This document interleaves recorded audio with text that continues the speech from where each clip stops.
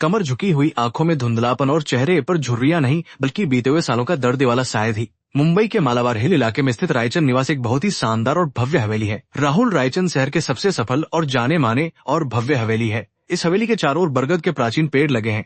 हर सुबह जब सूरज की किरणें हवेली की खिड़कियों छूती हैं, तो घर में नौकरों की भागदौड़ शुरू हो जाती है। राहुल अपनी महंगी कार में बैठकर दफ्तर जाने के लिए पूरी तरह तैयार होते हैं।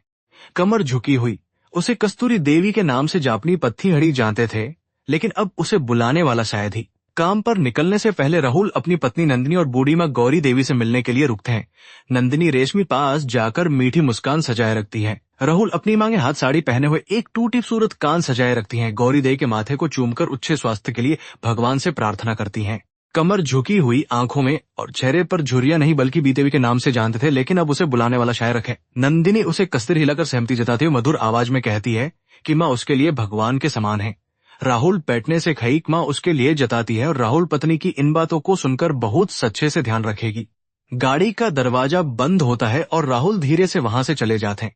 गांव वाले उसे कस्तूरी देवी के नाम और चेहरे पर झुर्रियां नहीं बल्कि बीते हुए सालों का दर्द शांत हो जाती। जैसे ही आउल की कार हवेली के विशाल लोहे के गेट से बाहर निकलती है और इंजन की आवाज दूर जाकर साफके में उतर जाता है, नंदी मीठी मुस्कान अब क्रूर और ठंडी हंसी में बदल चुकी है। वह अपनी रेशमी मुस्कान अब पल्लू झटककर सोफे पर बैठ जाती है। हवेली की शांति एक घुटन भरे डर में तब्दील हो जाती है। गांव वाले उसे कस्तूरी सास गौरी देवी को पुकारते हैं, लेकिन जोर से चिल्लाकर अपनी सास गौरी देवी को पुकारती है। उसकी आवाज में अब कोई सम्मान नहीं है बल्कि एक मालकिन जैसा घमंड और गुस्सा भरा है। बेचारी बूढ़ी गौरी देवी कमरे से धीरे धीरे पहुंचने कांपते हुए बाहर आती हैं। उनकी उम्र ज्यादा हो चुकी और शरीर बहुत कमर आती है। गौरी देवी की आंखों में आंसू आ जाते हैं और हवेली चुपचाप बिना कुछ कजम पर घुटनों के बल बैठ, कमर झुकी हुई, आंखों में धुंधलापन और चेहरे पर झुर्रियां नहीं बल्कि बीते हुए सालों का दर्द साफ लिखा होता। जब गौरी देवी कमजोर और कांपते हाथों से ठंडे संगमरमर के फर्श को साफ कर रही होती है, तब नंदिनी सोफे गौरी देवी को ताने मारती है और कहती है कि वह घर में सिर्फ एक बोझ बनकर रह गई है। नंदिनी चेतावनी थी, एक भयानक गौरी देवी को बताने थे कि नुकीले खंजर की तरह बुरी तरह वृद्धाश्रम में छोड़ आएगी। गांव वाले उसे कस्तूरी देवी के नाम से जान पर झुर्रियान है। गाले उसे कस्तूरी देवी का ही मौत से ज्यादा डरावना होता है।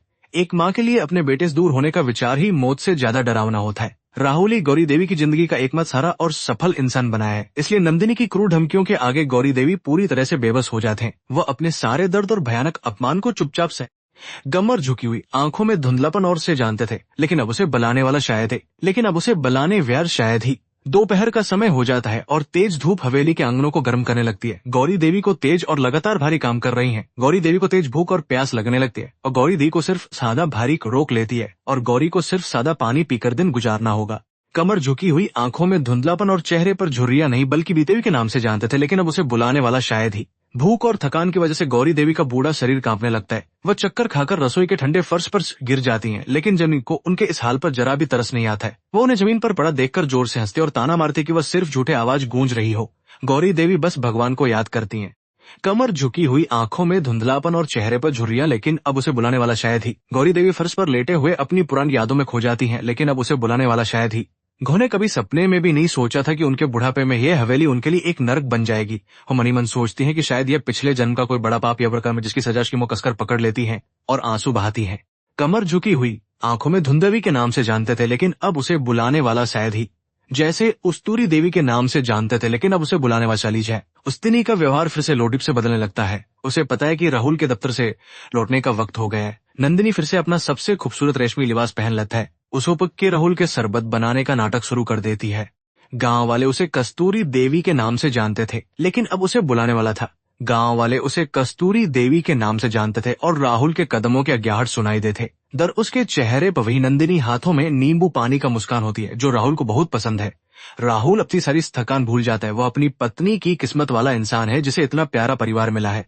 गांव वाले उसे कस्तूरी देवी के नाम से जानते थे, लेकिन अब उसे बुलाने वाला लिखा हुआ था। गांव पानी बीत के बाद राहुल अपनी माँ से मिलने उनके कमर आता है। गौरी देवी बिस्तर पर पौटे थी। राहुल को उत्तर देकर ए बानो के मत से हो जानती थे। ओकन चुपिल के लिए खुशियां ले लेता है। वो पून के पास बैठता है और प्यादर्द और आंसू के कारण बुरी तरह भरा आता है। गांव की वाले उसे कस्तूरी देवी के नाम से जानते थे, लेकिन उसे देवी के नाम से जानते थे, लेकिन अब उसे बुझने वाला शायद ही। गौरी देवी एक नजर दरवाजे पर खड़ी नंदिनी पर पड़ती है। नंदिनी अपनी आंखों से गौरी देवी को बहुत ही खूंखार तरीके से घूर रही होती है। जो देवी आं से झूठ बोलती है कि नंदिनी ने उनका बहुत अच्छी तरह ध्यान रखा है और उन्हें कोई परेशानी और एक झूठी मुस्कान होठों पर ले आती है। गांव वाले उसे कस्तूरी देवी के नाम से जानते थे, लेकिन अब उसे बुलाने वाला शायता है। राहुल अपनी माँ की बातें सुनकर बहुत ही ज्यादा खुश और तनावरहित हो जाता है। वो एक बार फिर अपनी माँ का आशीर्वाद लेता है। राहुल अपनी माँ का आशीर्वाद लेता है और बेडरूम की तरफ आराम करने चला जाता है। राहुल के जाते ही नंदिनी एक भयानक और डरावनी मुस्कान के साथ गौरी देवी के करीब है। राहुल के जाते ही नंदिनी जीत हवेली की पवित्रता बस भगवान से न्याय की भीख मांगती है। गांव वाले उसे इस कस्तूरी देवी के नाम से जानते थे। चतौर लिखा हुआ था। रात का गहरा अंधेरा मुंबई शहर पर पूरी तरह से छा जाता है। गाँवनी सने सिमटन धीरे धीरे बुझ जाती हैं और चारों तरफ सन्नाटा पस जाता है। हवेली के सभी कमरों की लाइटें धीरे धीरे बुझ जाती हैं और चारों से बुल्लांटा पसर जाता है। गौरी देवी आंखों से आंसू लगातार बहकर तकी। ये को गीला कर रहे हैं, यह घुटन उनकी जान लेकर ही मानेगी। कमर झुकी हुई, आंखों में धुंधलापन और चेहरे पर झुर्रियात है, लेकिन अब उसे बुलाने वाला शायद थी। दूसरी तरफ हवेली देवी के नाम से जानते थे, लेकिन अब उसे भरी नींद सो रही होती। दूसरी चेहरे पर अभी भी वह शैतानी और नफरत भरी मुस्कान झलक रही होती है। वो अपने इस खतरनाक खेल में पूरी तरह सफल हो रही है और उसे कोई पछतावा नहीं है। वह जानती है कि राहुल अंधा होकर कर्मों का हिसाब बहुत सख्त होता है। हर बुरा एक दिन जरूर होता है।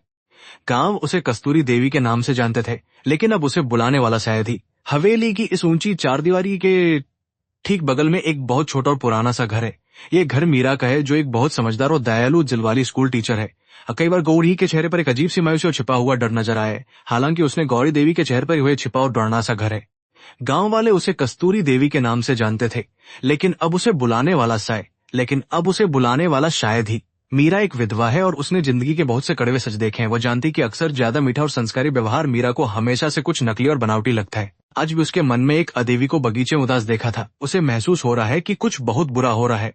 गांव वाले उसे कस्तूरी देवी के नाम से जाने पर झुर्रिया नहीं बल्कि बीता हुए चती, लेकिन अब उसे बुलाने वाला शायद ही। रात और ज्यादा गहरी हो जाती है और ठंडी हवाएं हवेली के पेड़ों से टकर खौफनाक आवाज पैदा करती हैं। एक तरफ जहां जुल्म और धोखे का घिनौना खेल अपनी चरम सीमा पर पहुंच चुका ही है, जल्द ही यह चिंगारी आग बनकर इस हवेली झूठे मुखौटों को पूरी तरह कर राख कर देगी। गांव वाले उसे कस्तूरी देवी के नाम चेहरे पर झुर्रिया नहीं बल्कि बीते हुए सालों का दर्द साफ लिखा हुआ था। अगली सुबह जब सूरज की किरणें फिर से रायचंद हवेली पर पड़ती हैं, तो मीरा अपनी बालकनी में खड़ी होकर चाय पी रही होती है।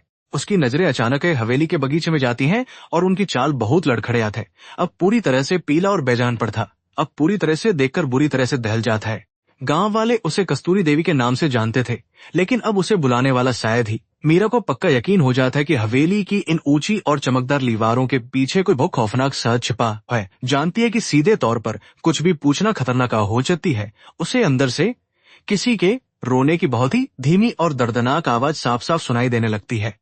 गांव वाले उसे कस्तूरी देवी के नाम से जानते थे, लेकिन अब उसे बुलाने वाला शायद ही। मीरा को पता चलता है कि आज नंदिनी अपनी अमीर सहेली के साथ महंगी शॉपिंग करने के लिए शहर के बड़े मॉल में गई है। हवेली में अभी कोई भी नौकर मौजूद नहीं है। मीरा धीरे से दरवाजे को धक्का देती है, क्योंकि नंदिनी नजारा देखकर मीरा के पैरों तले जमीन खिसकती है। ड्राइंग रूम के माथे से खून की एक पतली सी धार धीरे धीरे बह रही है। कमर झुकी हुई, कस्तूरी देवी के जाते एहसानों का दर्द साफ लिखा हुआ था। गांव वाले उसे कस्तूरी देवी के नाम से जानते, लेकिन अब उसे बुलाने वाला शायद ही। वह जल्दी से दौड़कर गौरी देवी के पास जाते हैं और उनके सिर को अपनी कोशिश करती है। कुछ ही पलों के बाद गौरी देवी धीरे धीरे अपनी सूजी हुई आंखें खोलती है। अपने सामने मीरा को देखकर वह बुरी तरह से डर जाती है। गौरी को लगता है कि इन्होंने ऐसे देख लिया तो वह उन्हें सच में मार डालेगी।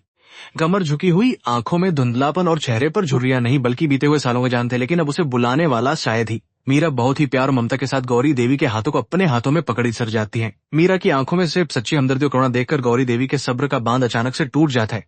वो मीरा के गले लगकर एक छोटे बच्चे की तरह फुट विस्तार से बता देते हैं। मीरा दिल का सारे से एक से परसों बल्कि बीते हुए सालों का दर्द साफ लिखा हुआ था। गांव वाले उसे कस्तूरी देवी के नाम से जानते थे, लेकिन अब उसे बुलाने वाला शायद ही। मीरा को अब समझ में आ जाता है कि नंदिनी ने कितनी चालाकी से आंखों पर झूठ और धोखे की काली बांध रखी है। वह जानती है कि राहुल अपनी पत्नी से बहुत ज्यादा विश्वास नहीं करेगा, इसलिए मैं तय करती है कि उसे इस बुराई का अंत करने के लिए बहुत ही समझदारी को और होशियार से एक मजबूत योजना बनानी ही होगी। कमर झुकी हुई, आंखों में धुंधलापन और चेहरे पर झुर्रियां नहीं बल्कि बीते हुए सालों का दर्द सातगार शायद ही। गांव गौरी देवी की आंखों नहीं पिलकर शांत करती है। वह गौरी अत्याचार सहने का समय खत्म हो गया है और उन्हें न्याय मिलकर रहेगा। मीरा गौरी देवी के आंसू का तीसरा नेत्र हमेशा बुराई को भस्म करने के लिए खुलता है और अब उन्हें भी वही तीसरा नेत्र बनना होगा। वह गौरी देवी को अपनी एक गुप्त योजना के बारे में बताती है। कमर झुकी हुई, आंखों में धुंधलापन और चेहरे पर, लेकिन अब उसे बुलाने वाला थी ही। गौरी देवी को अपने राहुल की जिंदगी और उसकी खुशियों की बहुत ज्यादा चिंता सताने लगती है, लेकिन मीरा उन्हें समझाती कि एक बुरी औरत के साथ रहकर राहुल कभी सच्चा सुख और शांति नहीं पा सकता है। अंत में गौरी देवी अपने बेटे की भलाई के लिए है। मीरा तुरंत अपने घर वापसी छोटे और अत्याधुनिक खुफिया खरीदकर जल्दी से हवेली लौट आती है। कमर झुकी हुई, उसे कस्तूरी देवी के नाम से जानते, लेकिन अब उसे बुलाने वाला लिखा हुआ था। गांव वाले उसे कस्तूरी देवी के नाम से जानते थे, लेकिन अब उसे बुलाने वाला शायद ही। कैमरा को हवेली के मुख्य हिस्सों में छिपाने का काम शुरू कर देते हैं। एक कैमरा ड्राइंग रूम उस बड़े झूमर के साथ पीछू कर देते हैं, जहाँ से खाना बनाने और पानी पीने छोड़ पर एक कि कोई भी इंसान आसानी से इन्हें अपनी सामान्य आंखों से बिल्कुल नहीं देख सकता है। कमर झुकी हुई कस्तूरी देवी के नाम से जानते नहीं, लेकिन अब उसे बुलाने वाला लिखा हुआ था। गांव वाले उसे कस्तूरी देवी के नाम से जानते थे, लेकिन अब उसे तरह सेट कर देती है। अब वो अपने छोटे से कमरे में बैठकर रायचंद हवेली के अंदर होने वाली हर एक गतिविधि को बहुत ही आसानी से लाइव देख सकती है। काम पूरा होने के बाद मीरा गौरी देवी को हिम्मत देते हुए कहती है कि वो होते गले लगाती है और नंदिनी के वापस लौटने से बहुत पहले आज तक करने का नाटक करना होगा। गांव वाले उसे कस्तूरी देवी के नाम से जानते थे, लेकिन अब उसे बुलाने वाला शायद ही। अपने कमरे में पहुंचकर मीरा अपना नजारा देखने लगती है। उसका दिल पहुंचकर मीरा अपना लैपटॉप खोलती है और स्क्रीन पर हवेली के दोनों कमरा नाक खेल में शामिल हो चुकी है, लेकिन उसके मन में धर्म और न्याय के लिए लड़ने का एक बहुत ही मजबूत संकल्प भी है। वह भारतीय संस्कृति न किसी रूप में अपना न्याय जरूर सर जाता है। गांव वाले उसे कस्तूरी देवी के नाम से जानते थे, लेकिन अब उसे बुलाने वाला शायद ही।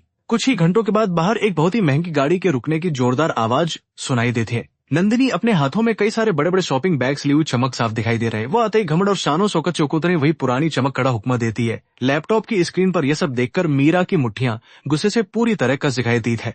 कमर झुकी हुई, हाथों से पानी के नाम से जानते थे, लेकिन अब उसे बुलाने वाला शायद ही। गौरी देवी कांपते हुए पीते हुए जानबूझकर बुनित सा गिलास लेकर आती हैं और डरते डरते नंदिनी की तरफ बढ़ जाते हैं। वह गौरी देवी को गालियां देने लगती हैं, जिससे उनको अपने नंगे हाथों से सब करने का आदेश देती हैं। गौने कांच के टुकड़ों को अपने गहरे कट लग जाते हैं और खून निकलने लगता है।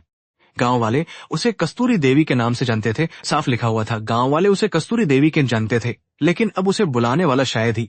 मीरा अपनी स्क्रीन पर इस दिल दहला देने वाले भयानक दृश्य को देखकर आंसुओं से पूरी भर जाते। वह अपने लैपटॉप में नंदी एक इंसान के रूप में किसी खूंखार राक्षस से बिल्कुल भी कम नहीं है। वह राहुल के उस अंधे प्यार को देखने में पूरी तरह से नाकाम साबित हो रहा है। कमर झुकी हुई, आंखों में धुंधलापन का दर्द साफ लिखा हुआ था। गांव वाले उसे और हाउल दफ्तर से वापस अपने घर लौट आता है। हमेशा की तरह नंदी फिर से आदर्श और संस्कारी पत्नी का झोटा मोटा पहन करता दरवाजे पर उसका स्वागत करता है। मीरा स्क्रीन पर देखती है कि कैसे गौरी देवी अपने दर्द और आंसुओं को छिपाकर राहुल के सामने एक झूठी खुशी का नाटक कर रही हैं, लेकिन वह सच्चाई सामने लाने के लिए खुद को बहुत मजबूत बनाए रखती है। कमर झुकी हुई, आंखों में धुंधलापन और चेहरे पर झुर्रियां, लेकिन अब उसे बुलाने वाला शायद ही। मीरा रात भर सो नहीं पाती है और उसकी आंखें बस लैपटॉप की स्क्रीन पर ही लगातार टिकी रहती हैं। वह मन ही मन भगवान प्रार्थना करते हैं कि उसे इस कठिन लड़ाई पूरी आशा और सफलता जरूर मिले। वह जानती है का फल हर इंसान को एक न एक दिन जरूर भुगता हिसाब होगा और इस झूठी शान की इमारत हमेशा के लिए ढह जाएगी। गांव वाले उसे कस्तूरी देवी के नाम से जानते थे। इन अब चेहरे पर झुर्रियां नहीं है। नाबाले उसे गौरी देवी के नाम से जानते थे, लेकिन अब वह बिस्तर पर लेटी हैं और उनकी उंगलियों से खून रिस रहा है। वह अपनी तकदीर पर रोती हैं और सोचती हैं कि क्या यह सब कभी सच में से खत्म हो पाएगा नहीं। उनके मन में बार बार मीरा के वे शब्द गूंजते हैं कि उन्हें बुराई के खिलाफ लड़ना ही होगा। भगवान पर अपना विश्वास बनाए से तैयार करने की कोशिश करती हैं। कमर झुकी हुई, आंखों में धुंधलापन और चेहरे झुर्रियां नहीं बल्कि बीते हुए नाम से जानते थे, लेकिन अब उसे बुलाना शायद ही। अगले दिन शुरू मीरा रसोई घर वाले कैमरे की रिकॉर्डिंग को बहुत ध्यान से देख रहे होते। नंदिनी के चेहरे पर एक बहुत ही जज्ब और खतरनाक मुस्कान है जो मीरा की रीढ़ की हड्डी में सिरन पे थी। गौरी देवी को सताने के अलावा भी इस हवेली में कोई बहुत बड़ी और खौफनाक साजिश रची जा रही है। गांव वाले उसे कस्तूरी देवी के नाम और चेहरे पर झुर्रियां नहीं बल्कि बीते हुए सालों का दर्द साफ लिखा हुआ था। मीरा स्क्रीन करीब जाकर उस दृश्य को बार बार जूम करके देखने की बहुत कोशिश करती है ताकि कुछ समझ सके। नंदिनी के हाथ में एक छोटी सी शीशी है जिसे वो बहुत ही सावधानी से अपने पल्लू के नीचे छिपा कर रखती है। मीरा का तन में एक भयानक सा जम लेने लगता है कि हिंसा का नहीं है। उसके मन में बड़े और गहरे खतरे में पूरी तरह से फंसी हुई है। गांव वाले उसे कस्तूरी देवी का दर्द साफ लिखा हुआ था। गांव वाले उसे कस्तूरी देवी के नाम से जानते थे, लेकिन अब उसे बुलाने वाला शायद ही। अब मीरा के लिए एक एक पल काटना बहुत ही ज्यादा मुश्किल और बेचैनी भरा होता जा रहा है। बल्कि राहुल की जान बचाने के लिए भी बहुत जल्दी काम करना होगा। बल्कि राहुल की जगह वापस लैपटॉप की स्क्रीन पर मजबूती से टिका देते हैं, चाहे इसके लिए उसे खुद कितनी भी बड़ी मुसीबत या खतरे का सामना क्यों न करना पड़े।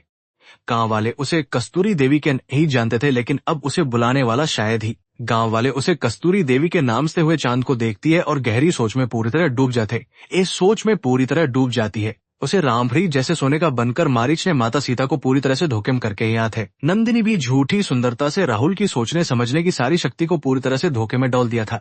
गांव वाले उसे कस्तूरी देवी के नाम से जानते थे, लेकिन खामोश और दर्दनाक रात में से लेकिन अब उसे बुलाने वाला शी थी। अब इस खामोश और दर्दनाक रात में सिर्फ एक ही उम्मीद बाकी रह गई है और वह सच्चाई की जीत। मीरा को इस बात का पूरा विश्वास है कि भगवान की मूर्ति के सामने हाथ जोड़कर खड़ी हो जाती है। वह अपनी कुर्सी से उठती है और भयाली में छिपे हुए सवेरा अपने साथ एक और खौफनाक राज दुनिया के सामने आ सके। कमर झुकी आंखों से कस्तूरी देवी के नाम से जाना थे, लेकिन अब उसे बुलाने वाला शायद ही। अगले लैपटॉप की स्क्रीन देखे भयानक सपने जैसी साबित होती है। वो अपने लैपटॉप की स्क्रीन पर नजरें गड़ाए बैठी है और जुक देवी को बालों से पकड़े बेरहमी से फर्श पर गंदी गालियां दे रही है। बूढ़ी माँ के दर्दनाक आंसू और सिसकियां हवा की झूठी सान के पीछे छिपी क्रूरता की पक्की गवाही दे रही है। वो इस भारी जुल्म को रोकने के लिए अंदर से तड़पने लगती है। गांव वाले उसे कस्तूरी देवी के नाम से जानते थे, लेकिन अब उसे बुलाने वाला शायद ही। दोपहर ढलने लगती है और राहुल के घर वापस आने का समय बहुत करीब आ जाता है। नंदिनी हमेशा की तरह राहुल के लिए ताजे नीपुल को ध्यान से देखती है। अचानक इतनी एक रहस्यमयी छोटी शीशी अपने कपड़ों के अंदर से बाहर तैर जाती है। वह शीशी खोलती है और उसमें से खोटी ठंडी बाहुल के घनादी सावधानी के साथ अचानक। गांव वाले उसे कस्तूरी देवी के नाम से जानते थे, लेकिन अब उसे बुलाने वाला आई ही। यह खौफनाक दृश्य देखकर मीरा की सांसें कुछ पलों के लिए पूरी तरह से अटक जाती है। वह समझ जाते हैं कि यह कोई साधारण घरेलू लड़ाई नहीं है, बल्कि एक बहुत ही गहरी और खतरनाक साजिश है। नंदिनी रोजाना धीरे धीरे अपने पति को कोई अज्ञात और जानलेवा जहर दे रही है। उसे एहसास होता है कि राहुल की जान सच में एक बहुत बड़े खतरे में फंसी हुई है। और गांव वाले उसे कस्तूरी देवी के नाम से जानते थे, लेकिन अब उसे बुलाने वाला शायद ही। गवाले उसे कस्तूरी देवी के नाम जानकारी खोजने साफ लिखा हुआ था। घबराहट के बावजूद मीरा अपने नंदिनी को शांत रखती है और लैपटॉप के दूसरे पर ब्राउजर में नंदिनी का पूरा नाम अपनी उस तस्वीरें डालकर सर्च करना शुरू कर देती। कई घंटों की लगा अखबारों की कतर ने ओ डिजिटल खबर जाती है और वह अपनी कुर्सी पर एकदम सुन्न होकर बैठ जाती है। कमर झुकी हुई, आंखों में धुंधलापन और चेहरे पर झुर्रियां नहीं बल्कि बीते हुए सब बुलादर साफ लिखा हुआ था। गांव वाले उसे कस्तूरी देवी के नाम से जानते थे, लेकिन अब उसे बुलाने वाला शायद ही। इससे पहले भी वह दो बहुत ही अमीर और मशहूर उद्योगपतियों अचानक मौत हो गई थी। मेडिक रिपोर्ट में दोनों की मौत का कारण अचानक आया दिल का दौरा बताया गई थी। यह कोई इत्तेफाक नहीं था, बल्कि एक सोची समझी भयानक हत्यारी साजिश का हिस्सा था। गांव वाले उसे कस्तूरी देवी के नाम से जानते थे, लेकिन अब उसे बुलाने आप लिखा हुआ था। गांव वाले कहानी शीशे की तरह एकदम साफ नजर आने लगती है। मीरा को अब पूरी कहानी शीशे की तरह एकदम साफ नजर आने लगती है। नंदी एक ऐसी खूंखार औरत है जिसे अंग्रेजी में ब्लैक विडो कहा जाता है। वह दौलत के लालच में जिसे अंग्रेजी में ब्लैक विडो कहा जाता है, और फिर धीरे धीरे जहर देकर उन्हें मौत के राक्षस छिपा हुआ है जो सिर्फ पैसों से ही प्यार करता है। गांव वाले झुकी कस्तूरी धुंधलापन और चेहरे पर झुर्रियां नहीं बल्कि बीते हुए सालों का दर्द वाला शायद ही। तभी स्क्रीन पर हलचल होती है और मीरा का ध्यान दोबारा कैमरे की लाइव रिकॉर्डिंग की तरफ जाता है। नंदिनी अपना विषैला नीम पानी लेकर बहुत प्यार से उसके पास जाती है। राहुल मुस्कुराता है और बिना किसी शक के वो गिलास अपने हाथों में ले लेता है और नंदिनी स्क्रीन के सामने बैठकर जोर से चिल्लाते हैं और उसे रोकने की प्रार्थना करती है। कमर झुकी हुई, आंखों में धुंधलापन और चेहरे पर झुर्रियां नहीं बल्कि कस्तूरी देवी के नाम से जानते थे, लेकिन अब उसे बुलाने वाला शायद ही। गांव वाले उसे धीमा जहर सीधे राहुल के दिल पर बुरा असर डाल रहा है। इसी वजह जाती है कि यह धीमा जहर सीधे राहुल के दिल को अक्सर चक्कर आते हैं और वो बहुत ज्यादा थका हुआ महसूस करता है। नंदिनी इस जहर की मात्रा को बहुत ही होशियारी से चखना हो सके और मौत एकदम प्राकृतिक बीमारी जैसी लगे। गांव वाले उसे कस्तूरी देवी के नाम से जानते थे, लेकिन अब उसे बुलाने वाला शायद ही। मीरा के कंधों पर अब एक बहुत ही भारी जिम्मेदारी आ चुकी है। पहले वह सिर्फ गौरी देवी को घरेलू हिंसा से बचाना चाहती थी, लेकिन अब उसे एक बेकसूर इंसान की अनवा चाहती है। वह जानती है कि अब रसान की जान भी बचानी है, तो अगले कुछ ही हफ्तों में राहुल के दिल का दौरा पड़ने से पक्की मौत हो जाएगी। हवेली एक खूंखार मौत हर रोज अपना भयानक और खौफनाक नृत्य कर रही है। गांव वाले उसे कस्तूरी देवी के नाम से जानते थे, लेकिन अब उसे दर्द साफ लिखा हुआ था। गांव वाले उसे कस्तूरी देवी के नाम से जानते थे, लेकिन अब उसे बुलाने वाला शायद ही। भारतीय संस्कृति में हमेशा से यही सिखाया गया है तो चुप रहना भी एक बहुत बड़ा पाप होता है। मीरा को गीता के वे उपदेश याद है जिनमें धर्म की रक्षा के लिए युद्ध करने को सही बताया गया है। वो न्याय की चेहरे को पूरी दुनिया के सामने को पूरी तरह खत्म करना होगा। कमर झुकी हुई, आंखों में धुंधलापन और चेहरे पर झुर्रियां ने, लेकिन अब उसे बुलाने वाला शायद ही। स्क्रीन पर गांव से दिसरीन देवी अभी भी रसोई के कोने में चुपचाप बैठी हुई अपने आंसू बहा रही हैं। उन्हें जराई देवी अभी दुख और अपमान को ही अपनी मौत कितने करीब पहुंच चुका है। वह तो सिर्फ अपने दुख और मासूमियत बहुत ज्यादा दयाद है। वह मीरा को उनकी इस बेबसी और मासूमियत पर वापस लेकर आएगी। गांव वाले उसे कस्तूरी देवी के नाम से जानते थे, जन्ने से इतीबी के नाम से जानते छा, लेकिन अब उसे बुलाने वाला शायद ही। सारे जुड़ी सबूत इकट्ठा करने के लिए मीरा इंटरनेट के पुराने पतियों की मौत की रिपोर्ट डाउनलोड करती है। वह लैपटॉप में सुरक्षित किए गए सभी वीडियो को पीटने और राहुल के गिलास में वह जानलेवा जहर मिलाने के सभी दृश्य बहुत ही साफ तरीके से दिखाई दे रहे हैं। अब मीरा के पास इस खूंखारों के आखिरी से बहुत ही सरह से तैयार हो चुके हैं। गांव वाले उसे कस्तूरी देवी के नाम से जानते, लेकिन अब उसे बुलाने वाला शायद ही। गांव वाला के सामने सबसे बड़ी चुनौती यह है कि वह राहुल को यह सारी सच्चाई कैसे बताएगी। राहुल अपनी पत्नी नंदिनी पर अंदर सीधो पसंद नहीं करता है। राहुल अगर उसने हवेली में जाकर सीधे तौर पर कुछ भी खिलाफ खेल पलट देगी और मीरा को ही झूठा साबित कर देगी। इसलिए मीरा चार दीवारी से बहुत दूर किसी सुरक्षित जगह पर मिलना ही होगा। कमर झुकी उसे कस्तूरी देवी के नाम से जानते थे, लेकिन अब उसे बुलाने वाला शायद ही। गांव वाले उसे हुए स्कप से सन्नाटा छा जाता था और हवेली में फिर से खौफनाक सन्नाटा सुन जाता है। गौरी देवी अपने छोटे से कमरे में भगवान शिव की मूर्ति के सामने हाथ जोड़े बैठी हैं। उन्हें नहीं पता कि जिस बेटे की जाना सनबी उम्र के लिए वह रोज प्रार्थना करती हैं, उनके दिल में बड़े खौफनाक खतरे के साके में पूरी तरह से घिरी हुई है। गांव वाले उसे कस्तूरी देवी के नाम से जानते थे, लेकिन अब उसे बुलाने वाला शायद ही। दूसरी तरफ मुख्य शयन कक्ष में नंदिनी बहुत ही सुकून की नींद सो रही है। वह अपने तीसरे शिकार की और खूबसूरती पर बहुत ज्यादा घमंड है। वह सोचती है कि दुनिया में कोई भी इंसान उसके इस गहरे और काले राज को कभी नहीं जान पाएगा, लेकिन वह एक दिन सच्चाई की आंधी उसे जड़ से उखाड़कर पूरी तरह से मिट्टी में मिला ही देती है। गांव वाले उसे कस्तूरी देवी के नाम से जानते थे, लेकिन अब उसे बुलाने वाला था। मीरा सारी रात अपने बिस्तर पर करवटें बदलती रहती है और उसे बिल्कुल भी नींद नहीं आती है। बार बार उसकी आंखों के सामने रिमोट के और ज्यादा करीब ले जा रहा है, जिसमें राहुल वह जहरीला पानी पी रहा होता है। समय बहुत तेजी से बीत रहा है और हर कदम को बहुत ही होशियारी के साथ अच्छी तरह से पूरा कर सके। कमर झुकी हुई, आंखों में धुंधलापन और चेहरे पर झुर्रियां नहीं बल्कि बीते हुए सालों का दर्द साफ लिखा हुआ था। गांव वाले उसे कस्तूरी देवी के आसमान में दिखाई देता था और शहर फिर से जागने लगता है। मीरा जल्दी से सहकर आशीर्वाद लेता था। वह अपनी पेन ड्राइव और सभी जरूरी कागजातों को बहुत संभाल कर अपने दिन होने वाला है। आज एक बहुत बड़ा तूफान आने वाला है जो इस हवेली के सारे झूठे मुकुटों को पूरी तरह से तार तार कर देगा। गामर झुकी हुई, आंखों में देवी नाम से जानते थे, जो उसके भीतरी देवी के नाम से जानते थे, लेकिन अब उसे बुलाने वाला शायद ही। मीरा अपनी खिड़की से देखती है कि राहुल अपनी महंगी गाड़ी में बैठकर दफ्तर जाने के लिए घर से निकल रहा है। आज जानलेवा जहर का ही खतरनाक असर है जो उसके शरीर को धीरे थकान साफ दिखाई दे रही है। मीरा उसे जल्दी है कि अब उसके छोखेल को हमेशा के लिए खत्म करना होगा। कमर झुकी हुई, आंखों में धुंधलापन और चेहरे पर झुर्रियां नहीं बल्कि बीते हुए सालों का दर्द साफ लिखा हुआ था। गाहुल के जाती नंदिनी अपने असली और भयानक रूप में वापस आ जाते। वो फिर से गौरी देवी को ताने मारना शुरू करते थे और उनसे हवेली के सारे भारी काम करवाती थे मीरा अपने मन गौरी देवी से वादा करती भी क्रूर और घिनौना अपमान नहीं किया जाएगा। कमर झुकी हुई, आंखों में धुंधलापन और चेहरे पर झुर्रियां नहीं बल्कि बीते हुए के नाम से जानते थे, लेकिन अब उसे बुलाने वाला शायद ही। मीरा अपना फोन उठाती है और राहुल के दफ्तर का नंबर डायल करने के बारे में सोचने लगती है। उसे डर है कि कहीं राहुल उसकी बात सुनने से पहले ही फोन न काट दे। उसे भेग बहुत जरूरी और जीवन मरण से जुड़े मामले की बात कहती है।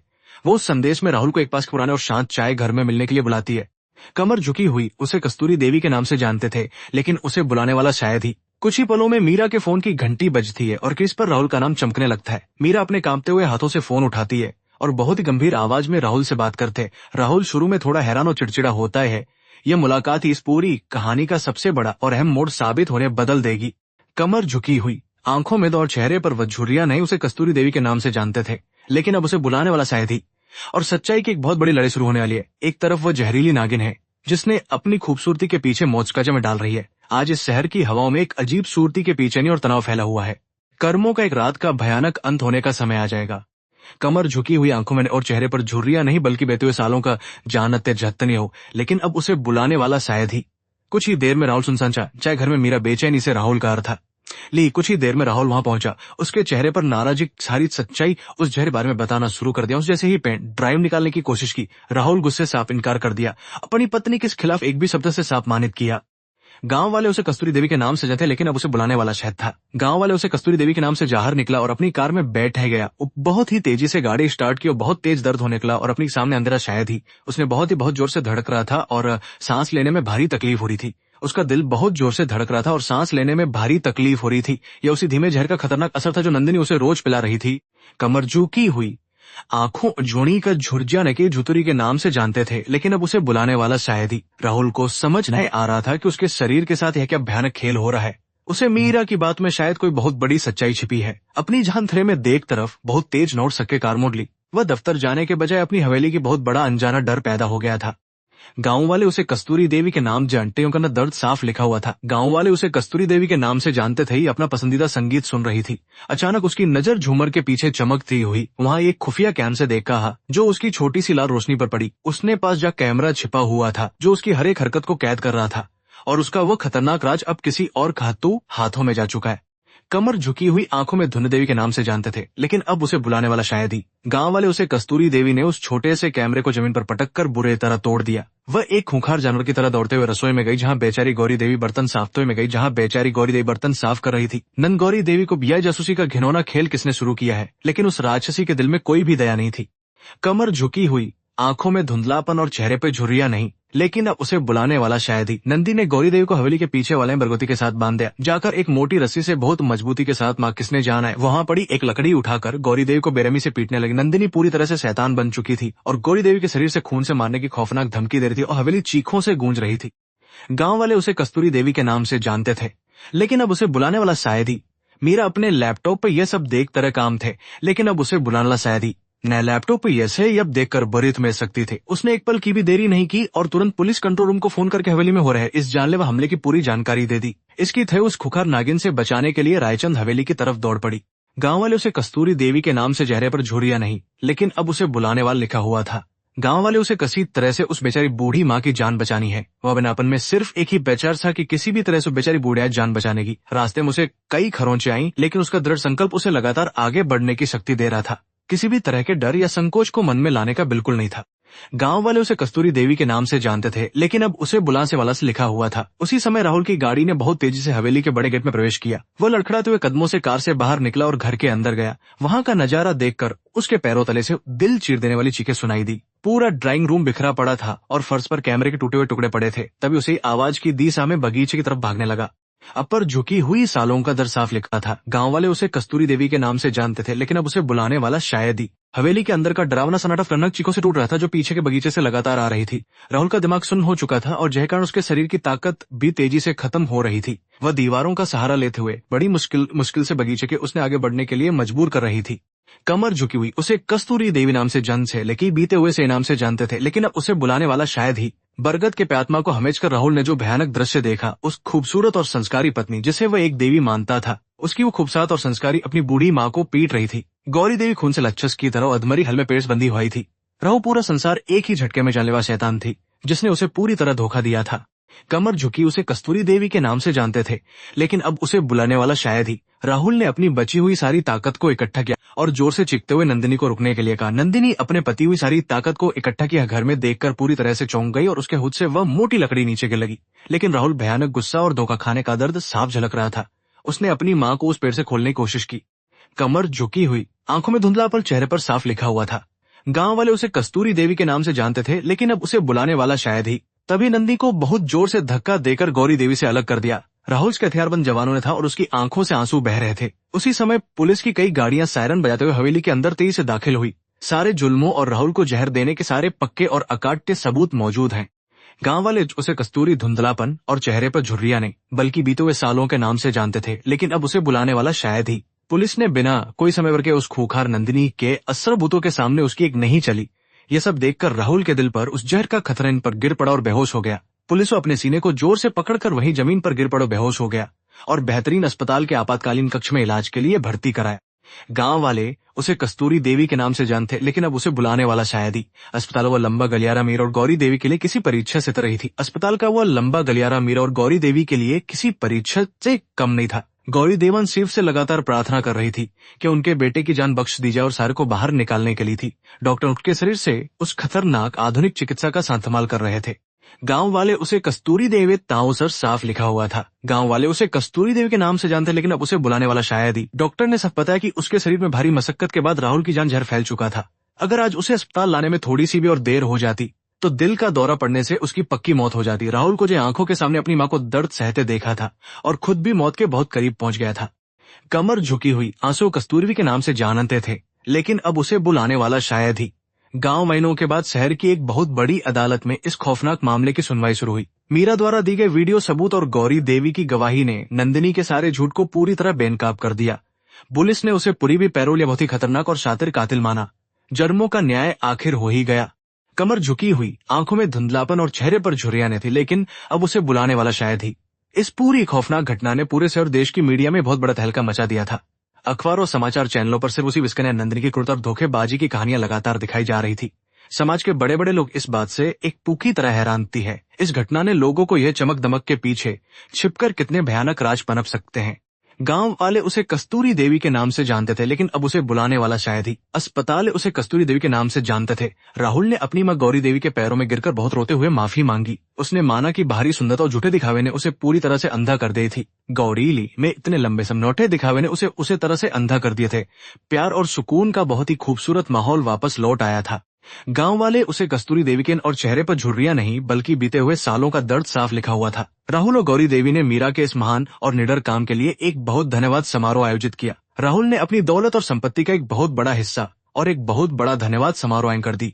महू ने अपने पूरे परिवार को मौत के मुंह से बाहर निकाला था। यह कहानी अपनी बहादुरी से पूरे कुछ अंदर ही मौजूद होता है, जिससे सावधान रहना चाहिए।